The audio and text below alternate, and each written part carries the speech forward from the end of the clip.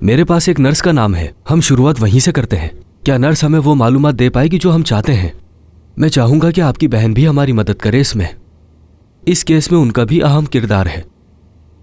जनान मेरी कभी भी मदद नहीं करेगी, हत्ता कि अगर उसे मालूम हुआ तो उसे हार्ट अटैक आ जाएगा। सादिया साहिबा, फिक्र न करें, आपका राज इसी दफ्तर तक रहेगा।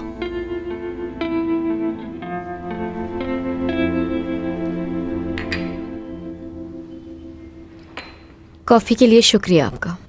शुक्र की कोई बात नहीं, सिर्फ कॉफ़ी तो है। दरअसल आप बहुत समझते हैं मुझे, इसलिए आपका शुक्रिया अदा करना चाहती हूँ। बात सुनो अली,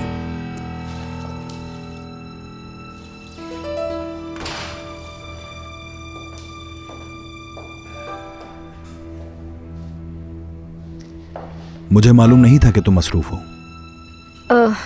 मैं बस निकल ही रही थी। नसरीन यहाँ जॉब का पूछने आई थी अंकल, मैंने आपको बताया था ना इस बारे में। हाँ, याद आया।